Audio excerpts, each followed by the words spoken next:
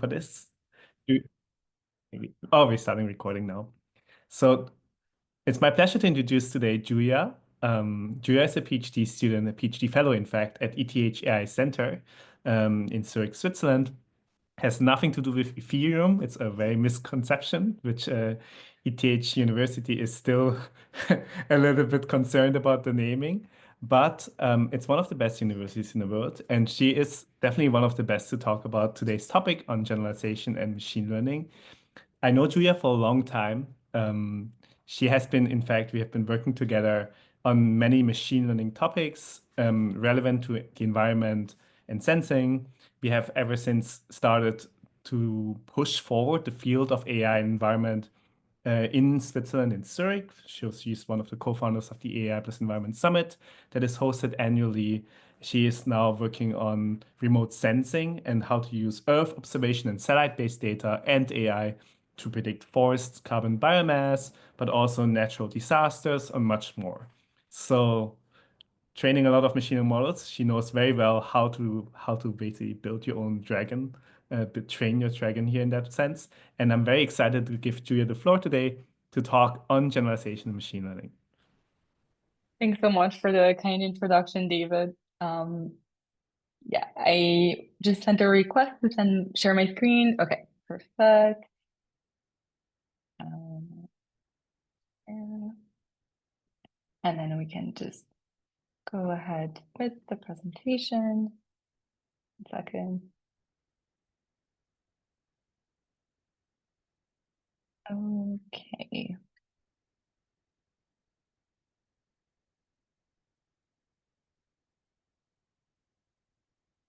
Okay, you should be able to see my screen right now. Yeah. Oh, good. Okay. So yeah, thanks for having me today. It's a pleasure to talk about the topic of generalization in machine learning. I tried to keep it beginner friendly, but if anything is unclear at any point, feel free to unmute yourself and jump in and ask questions, or you can also wait until the Q&A at the end to ask them. It's up to you. I'm continuing the tradition of the quick vibe check. I just put cats because I love cats. So yeah, feel free to send in the chat what kind of cat you're feeling like today. Uh, yeah, I see some 6, 9. I think for me today, right now, is 6. I'm very excited to be giving this presentation. Um, so yeah, amazing. Okay, so a quick overview for today. At the beginning, I'm going to be going over some machine learning basics. After that, I'm going to go more into how we can actually measure generalization in machine learning models. And then I'm going to go over some technique on how do we actually reduce overfitting. And then we can just jump in the Q&A. So here we go, gentle introduction to generalization. So the classical training procedure for machine learning models is that you have a training set made of training samples, XY, and the corresponding labels, YI. So in your case, the features of the training samples would be all of the columns that you have access to, all the information that you have on the GitHub repository. So all the columns that David showed you in the Colab notebook, and your labels would be the weight that you assign to each GitHub repository. And you do this in machine learning via learning through a loss function. So you would iterate over your training set, and for each point, you would evaluate a loss between the actual label and the label predicted by your model. And I believe in your case, the metric is the mean squared error. So here, L would be just a square difference between the label and the prediction. Now, how do we evaluate this? So you have a train set and a test set. So your train set is used to train and make the model learn the features in the data, and the test set is used to test the model after completing the training.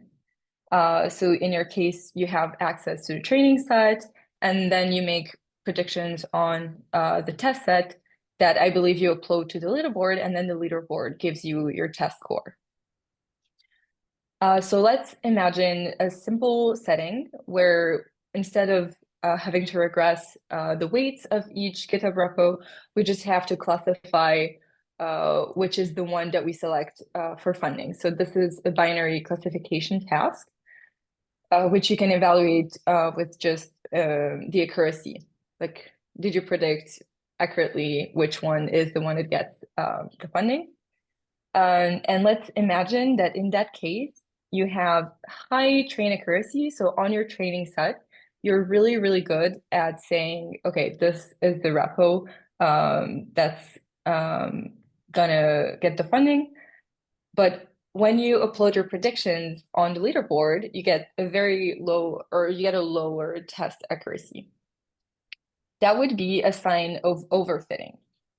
And if we want to go back to your task, like steering away from this binary classification example, let's say that on your train set, you have an MSE that's like much better than a random MSE where we would just like randomly, or where we would just assign 0.5 weight to each repo. So imagine you have this setting on the train set, but once you get back your score on the test set, it's much worse than like the random test mean squared error. That would be a sign of overfitting. So now that I give you like small examples, I'm just gonna go ahead and define what overfitting actually is. So overfitting is when your model is so tuned to the specifics of the training data that it's unable to generalize to new examples. So if your model is overfitting, it's going to perform well on the training data, but it's not going to perform well on the test set with unseen data. And on the other hand, we have underfitting, and that's when a model is too simple to actually capture the underlying patterns in the data. So if your model is underfitting, it will perform basically poorly on the training set and on the test set. So yeah, for example, imagine this, like trying to estimate this nonlinear function was just a linear function. Like this is just not going to work. And if you want another example, again with cats and dogs, because I love those, imagine you have a classification task where you just have to classify an image, say if it's a dog or if it's a cat. So to us, it's quite obvious that the top image is a dog and the bottom image is a cat. But an underfitting model would make shortcuts in the way it's learning. So it might learn that anything is in a tree is a cat and anything with a leash is a dog. So yeah, that would be a bit of a funnier example. So now that I've defined what overfitting and underfitting is roughly, I'm going to go ahead and define a couple of terms that will be useful for understanding the intuition behind under and overfitting.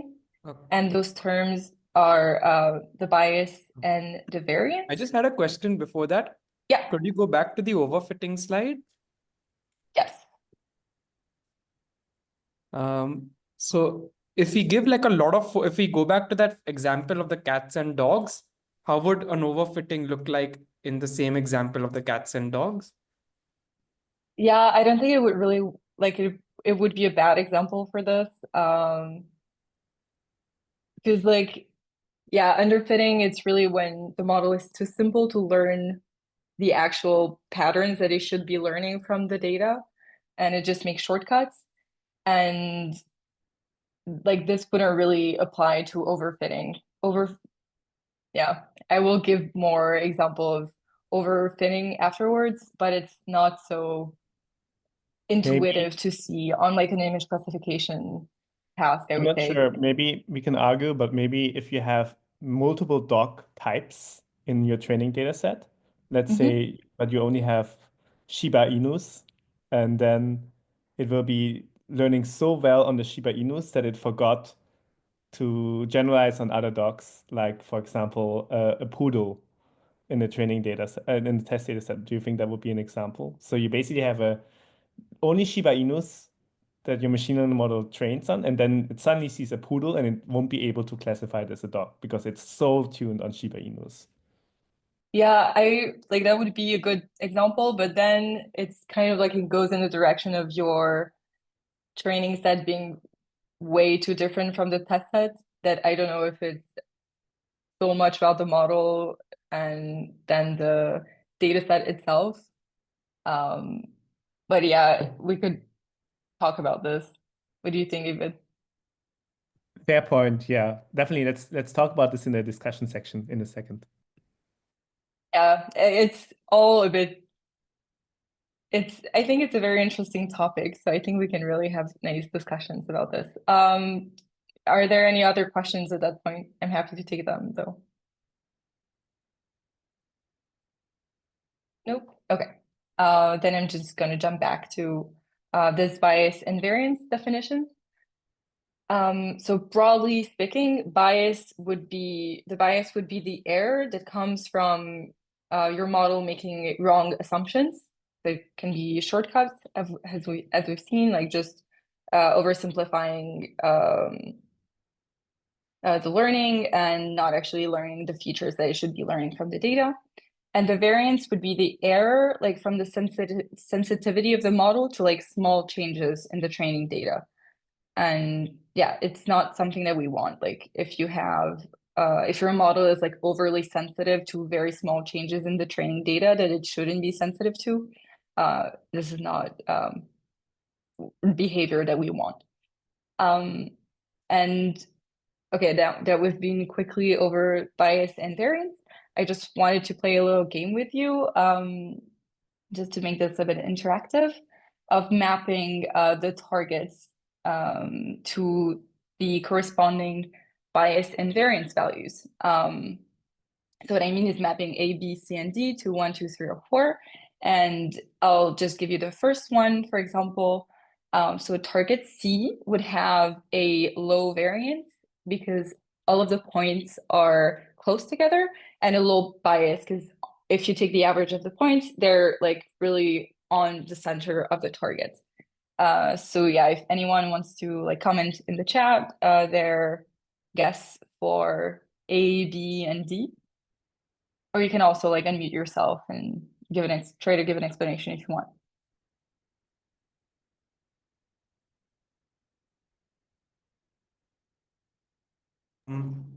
What do we have to guess again? Okay, so like the targets, the points that are distributed on the target, they represent predictions. So if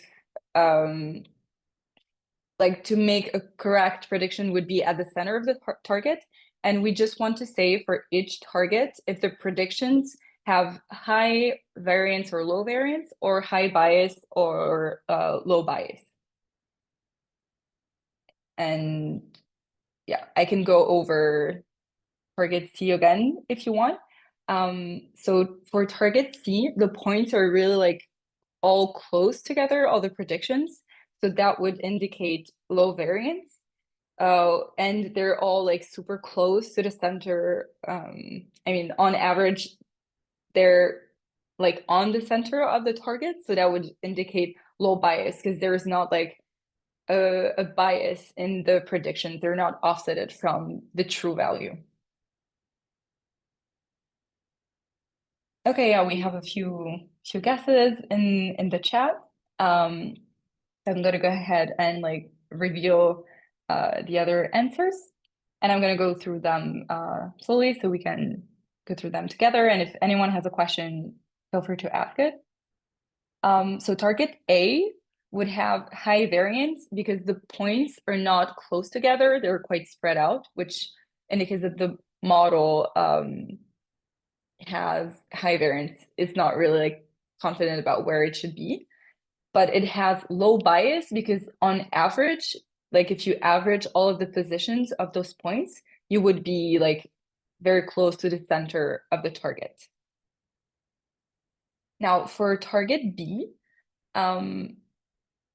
the points are really like grouped together. They're not spread out. So that would indicate low variance, but they're all like offsetted from the center of the target. So that would indicate high bias. I've already been through C, so I'll just jump into target D.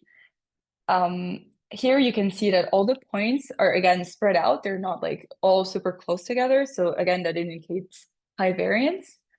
And if you take their position on average, they're quite off from the center of the target. So that would indicate high bias. So this is just like a toy example to explain bias and variance. And like what are we optimizing for? Is it like optimizing for low bias and high variance? Like usually what do you try getting? That's a very good question, which brings me to my next slide. So yeah, very good intuition. So yeah, this slide is going to answer your question. So I'm just going to go through it quickly, not quickly because it's quite complicated, like not complicated, but it's important. So I'm going to like walk you through it. So a fundamental concept in machine learning is called the bias-variance trade-offs. And I'm not going through the mathematical like formula that gets you to this result, but basically the error can be decomposed into the bias squared plus the variance plus some irreducible error. So in our case, we're just going to focus on the bias and the variance. Now, if you look closely at the graph, the x-axis represents the complexity of the model. So as you move to the right of the axis, the models become more complex. So imagine like a deeper neural network with more parameters. And the y-axis represents the error in the predictions made by the model on unseen data. So a lower value on the axis means a better performing model. Now, if we take a look at the curves, so the red curve is the bias squared. And so as introduced previously, the bias is the error introduced by simplifying assumptions in the model. So simple models that would be on the left side of this curve, or like on the left part of the axis, they often have high bias because they cannot capture like the underlying patterns in the data. And as the model complexity increases, the bias decreases because the model can better fit the training data. Now, the blue curve is the variance. And the variance, we've seen it represents the sensitivity of the model to small changes in the training data.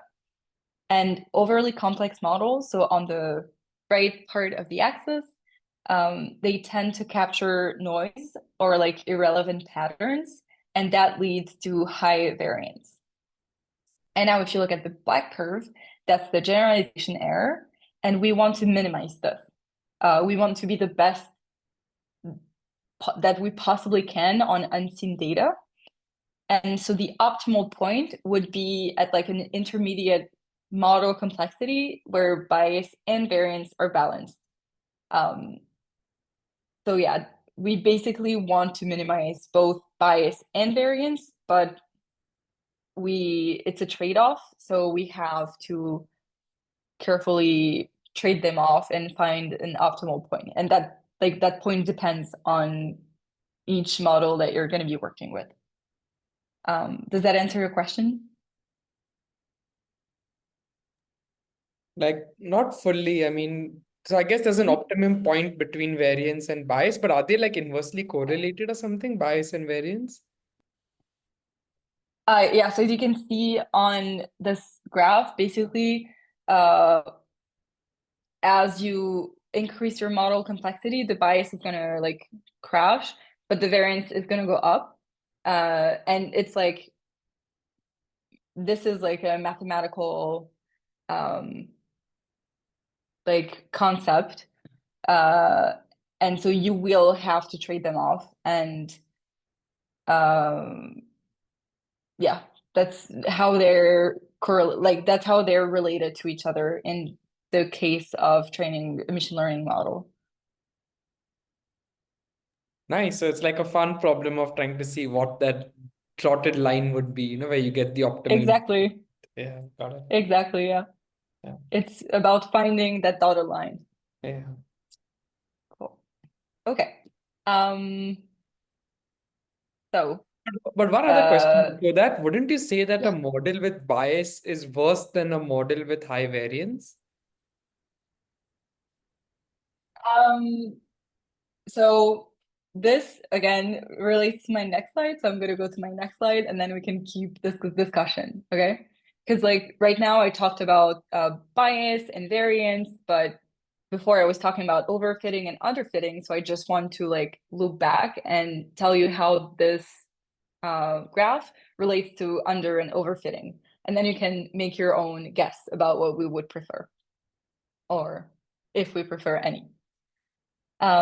So the relation of this whole thing to under and overfitting is that basically underfitting happens on the left side of this graph. It's like simple models, they underfit the data because they're not able to capture the underlying patterns, and that leads to high bias and low variance.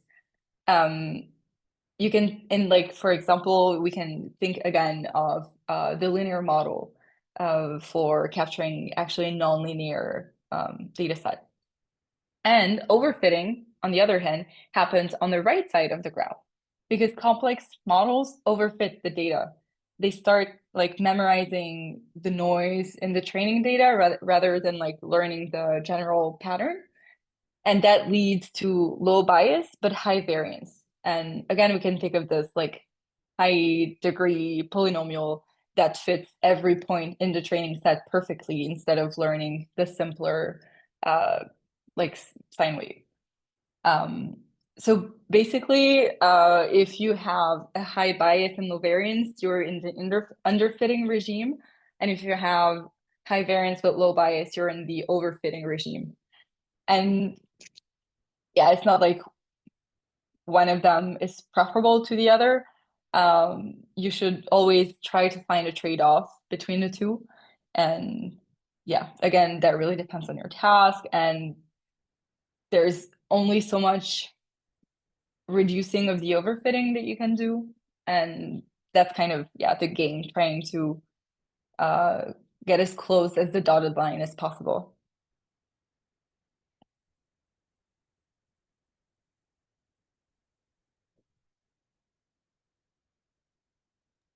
So I guess this would also be one of the intuitions of why data science competitions recommend a 70-30 split, where 70% is training data and 30% is test, because that is like what they found to be that you're not overfitting and you're not underfitting either. Would that be right? So I'm going to get to that later as well. So yes, I'm going to talk about setting aside part of your data for those purposes. It's really great because you're really making the transition very easy for me.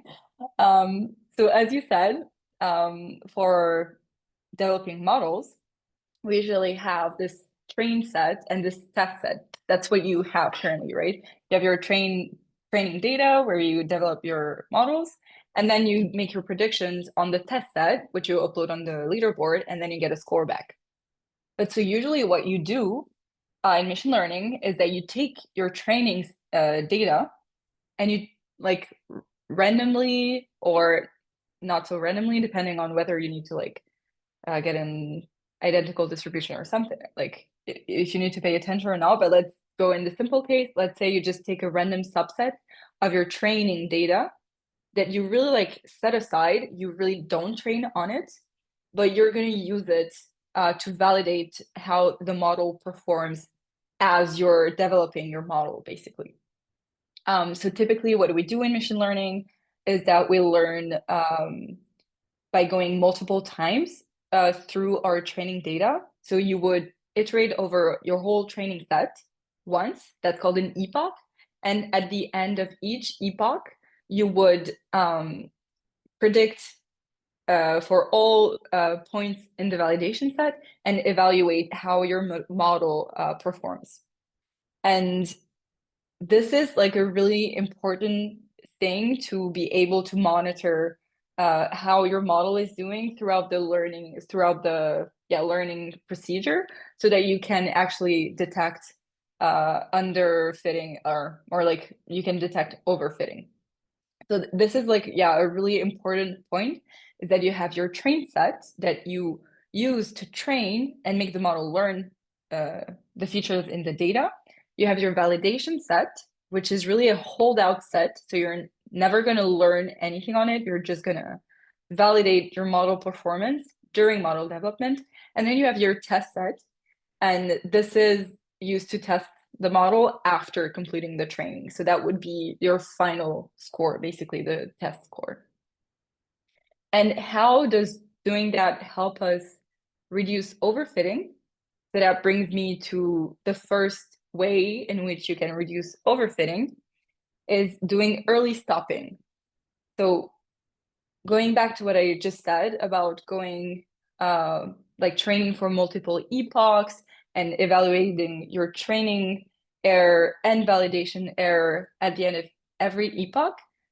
So for each time step, like for each epoch, basically, you're going to have your training error and validation error. And at the beginning, they're both going to go down. But after some point, your training error is still going to continue to go down, but your validation error is going to start to go up. And this is like the point where you're starting to overfit, because you're overfitting to your training data, but you're not generalizing to the validation data that your model has never seen and will not see. And that's the point where you want to like stop training. So that's why we call it early stopping. Or you like do the whole training, but once you're done and you see this clear curve, you're like, okay, that was the point where the model was the best, where the validation error is the lowest. So we're going to take the like state of the model at that point and say this is our final best model. So you take the weights of the model at that point. So yeah, that's why it's very important to have a holdout validation set for evaluating overfitting. Could you maybe give, and I promise this won't be on the next slide, could you maybe give some concrete numbers of when you were using it or testing it? After how many rows of data did you find this curve start happening?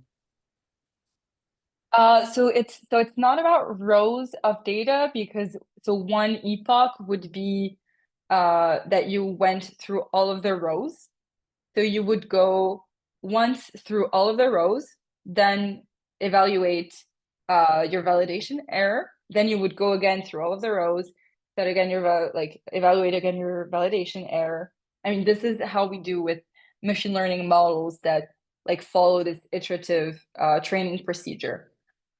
And so after, it really depends on your task, it really depends on your model. You're going to start to see this validation error go up at some point, but it's really like depending a lot on the model and the task. So yeah, I couldn't give you numbers for the specific task that you're doing. I haven't played with it. No, any numbers in a task that you've done that you can share? Yeah, sure. So right now I'm like working with some unit models that I trained for like maybe 15 epochs, and I can see this validation error going up after like maybe 9, 10 epochs. And then you like let it run to be sure that it's actually going up. And then you can see your curve and you're like, okay, this like epoch 9 is like roughly where we get the lowest validation loss. So this is the weight, those are the weights that I want to be working with. And you can also like evaluate the validation loss multiple times throughout an epoch. You can even do it like twice per epoch. You can just monitor you can just monitor it throughout the whole learning procedure. It's just more easier to explain if you like split it after an epoch.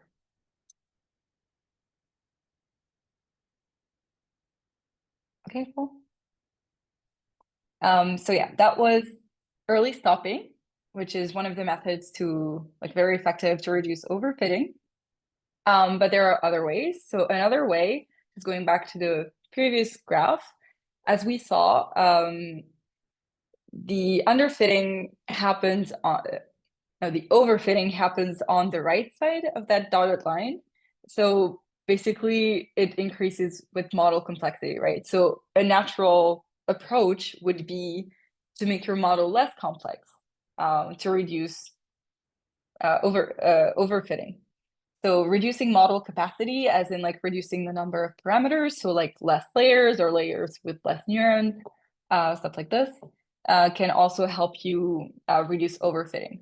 But it's a balance, because also if you make the model too simple, then it might not learn the like patterns in the data, and then you might fall into underfitting. So it's a balance.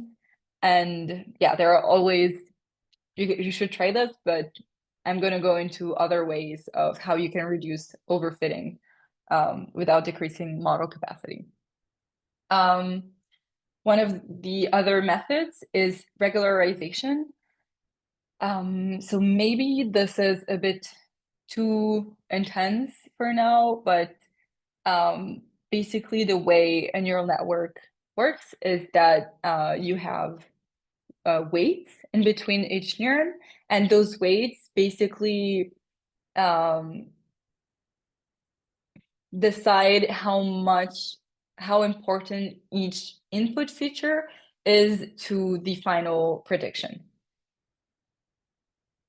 And basically, regularization is a technique that's used to prevent overfitting by basically discouraging overly complex model, because the regularization encourages the model to have smaller weights. And that's important because large weights can incur too much variance in exchange for reduced bias. So basically, if you have very big weights, you're going to be in the overfitting regime. And that's why regularization comes in, because it basically keeps the weights small, so that the model can focus on the most important patterns in the data rather than fitting noise.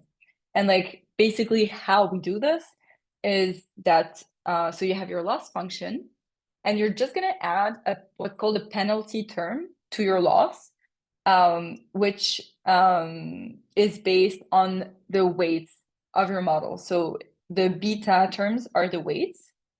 So if I just put here on the slide two like classical ways to do regularization, it's called L1 and L2. And so for example, L1 adds the absolute values of the weights. So it promotes the weights to become 0. So this is useful for cases where you have many input features, because it's going to do implicitly feature selection, because it's going to set some weights to 0 and remove irrelevant features. And the second case, for example, here we add like the squared values of the coefficients. So it's not going to draw them to 0, but it's going to encourage them to be smaller. And in the end, all features have some contribution, even if they're small. And the lambda term just controls the strength of the penalty. So if you put a high lambda, the regularization will be very strong. Small lambda will be not so strong. And so, yeah, I think in your case, yeah, it really depends on how many features you have, if you want to do implicit feature selection or not. So you could look into this. They're already pre-implemented in many machine learning libraries. So you just have to specify basically if you want to do the first or the second approach and the strength of the penalty. So like setting lambda. So that's, yeah, one way to reduce overfitting. Are there questions about regularization?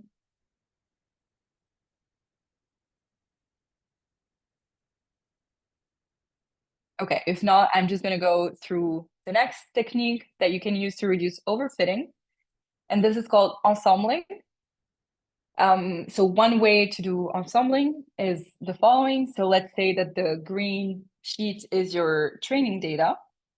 And let's say that you split it into 3 subsets that are non-overlapping. So those are like the pinkish sheets.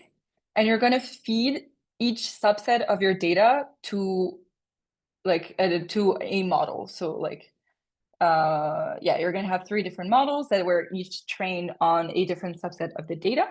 And then at the end of the day, when you want to do a prediction, you like combine, then you need to decide how you want to combine, like if you want to take the mean or some other ways to combine the predictions, but you're going to combine the predictions of the 3 different models. Another way to do it is to not split the training data. So you keep your training data as a whole, but you feed it to 3 different models that were initialized with different weights. Because when we train a machine learning model, their weights are initialized at random at the beginning. So maybe they converge to different, let's say, solutions in the end. And again, when you want a final prediction, you're going to combine the prediction of those 3 models. And why does that reduce overfitting? Well, the intuition is that individual models, they can overfit to like noise or like very specific patterns in the training data. But when you combine multiple models, their individual overfitting tendencies, they tend to cancel out because the errors are often uncorrelated. So yeah, that's the intuition behind ensembling. And a final way to reduce overfitting that doesn't really apply to your task because you're not working with images, but I think it's also like a very intuitive method to reduce overfitting. So I just wanted to mention it. This method is called data augmentation.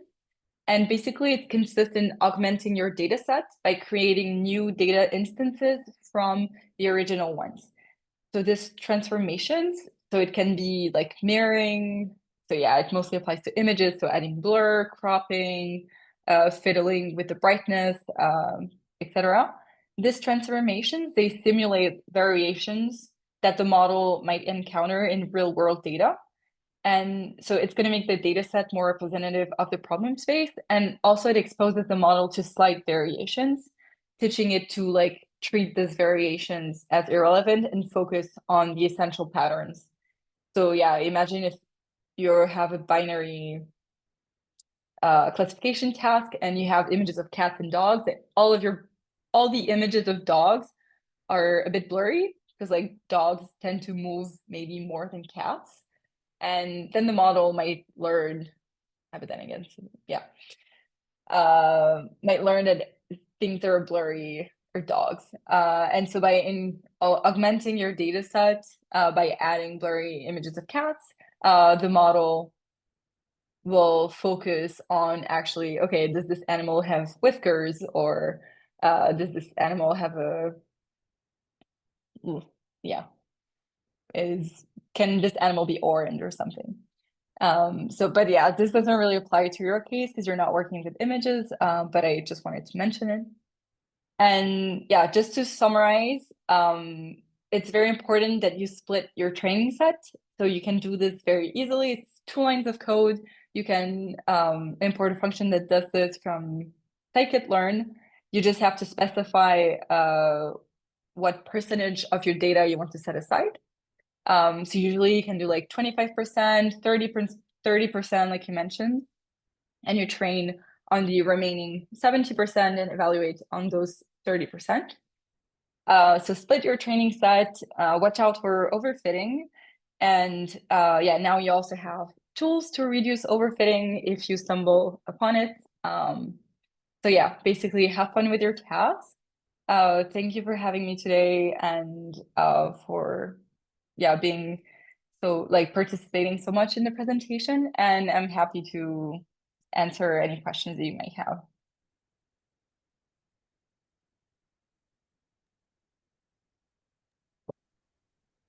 Super awesome. I think there was one question in the chat from Lada. what are methods of choosing the regularization parameter lambda? So basically the way we choose lambda is usually we do what's called hyperparameter tuning. So we consider lambda to be a hyperparameter, and it's kind of a stupid way to do it, but that's how we do it. You just try out different values and see what happens. And you can do this in different ways. You can like say, okay, I'm going to choose this set of values to explore. You can do random exploration, grid exploration, stuff like this. But this falls into hyperparameter tuning. And I can put some resources, I can send some resources later about hyperparameter tuning if that's something you're interested in.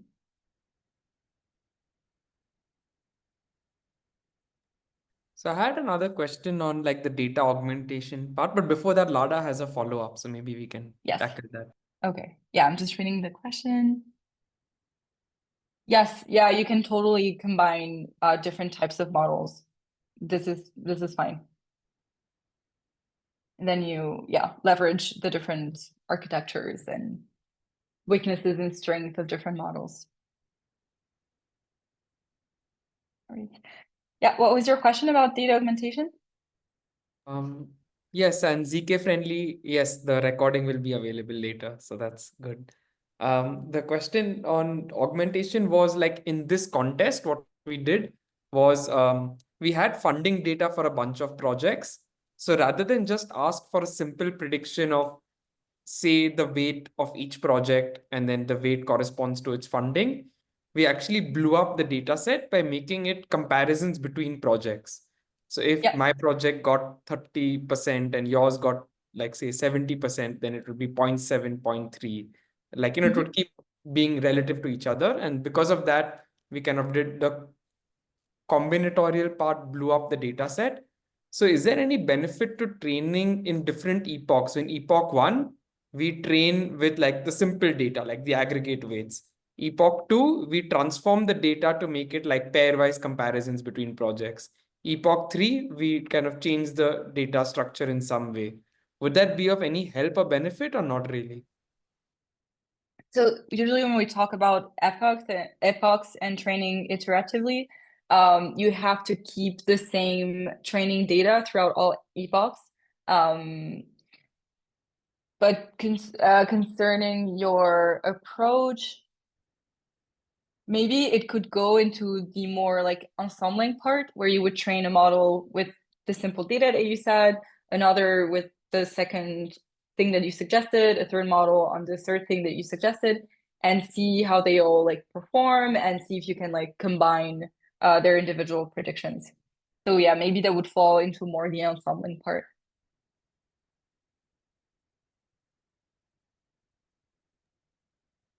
I have a question on synthetic data, because in many ways right now the training data set that the competition uses is not really human judgment, but more a proxy towards the target. So the prediction of deep funding will be human jurors will say what they prefer more or less from the projects. But the training data, because human labels are hard to get, is right now a proxy data set, a synthetic data set that is deriving a proxy of human judgment by just showing how much funding has one project gotten in the past compared to another project.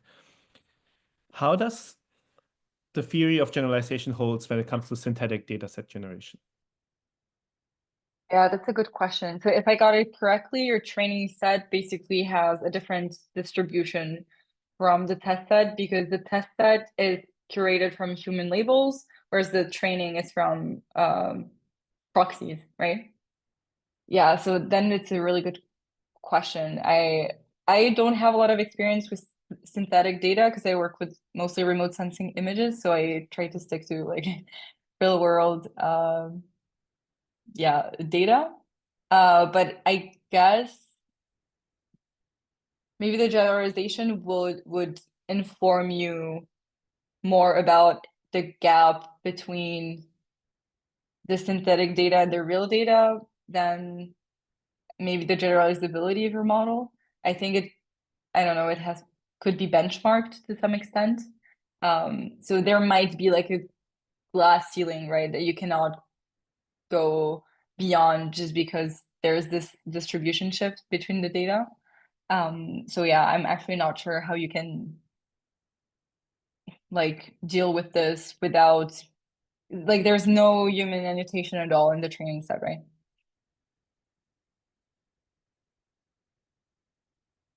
No, yeah. I'm actually not sure. Like in practice, how does it like have you compared them to some extent? Like do you see if it makes sense or?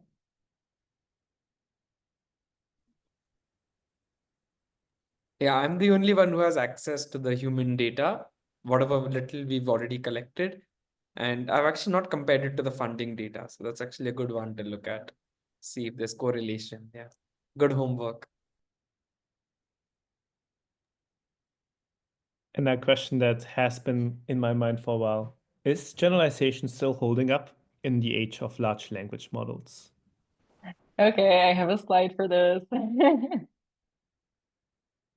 Yeah, so basically, what we've seen recently with bigger and wider and deeper neural like models is that people have been saying, I mean, we've seen this, that as you increase the complexity, at first your test error is going to go up.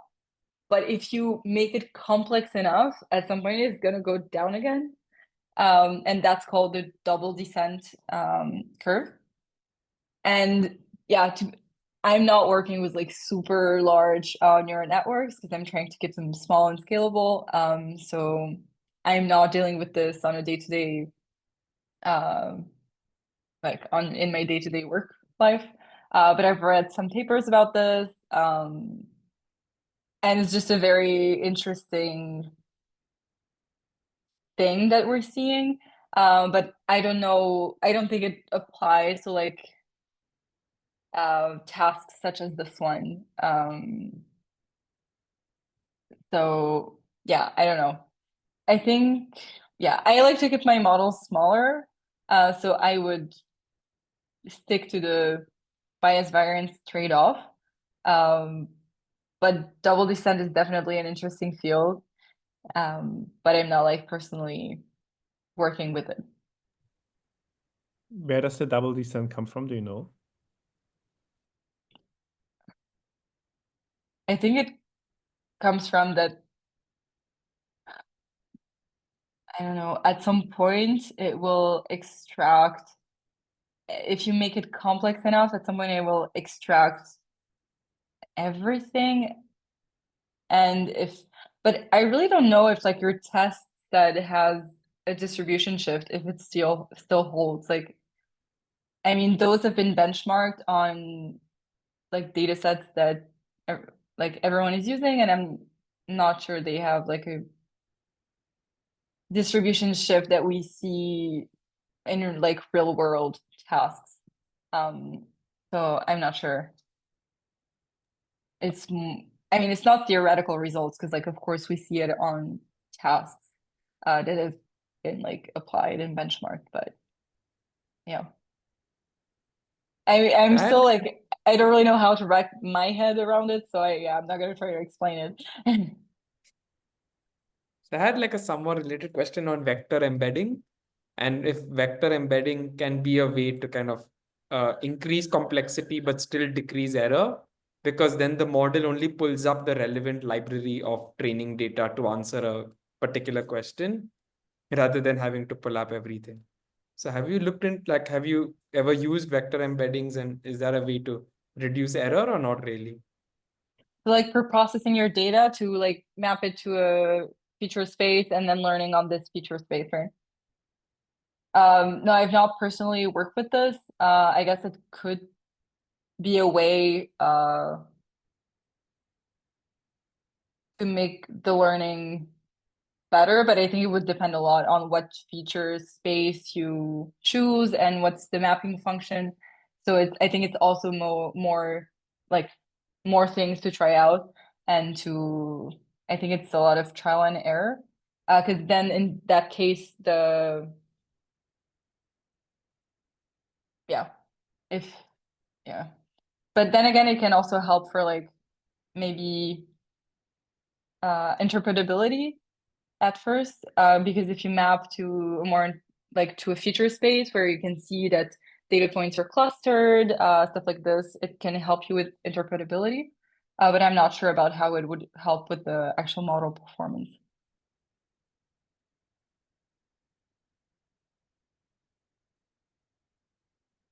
Yeah, I mean, for the particular competition, I mean, how I would think of it is that if supposing we're asking for a prediction of a very core infrastructure repo, then the model would take comparisons which also fit within infrastructure category or tag. And if there's another prediction for a weight about like some a kind of some consensus client or an application layer or something, then it would again take those relevant data points only. So by actually having like a library, it knows which data point to refer in its prediction and not just take all of them, you know? So. Yeah, that could make a lot of sense. Yeah.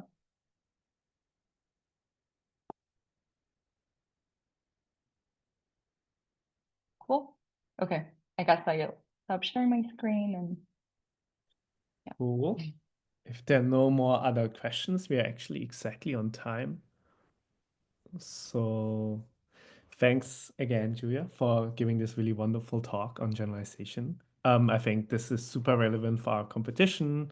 It's at the principle and the basics of how to run a machine learning competition, but also how to develop models that don't only win a small test set of the competition or just the training data set, but really generalize over the actual task itself. And that's something I think we all want to keep in mind when we design solutions for our whole community. So this lecture is recorded. So if you have missed or your friends have missed out, you can always visit our YouTube channel, Eval.Science. And otherwise, I think thanks again, Julia, for your time today. Yeah, my pleasure. And also in the slides, I've put links. So if you want to go deeper on any of the topics, you can always click in the links on the slide and yeah, learn more.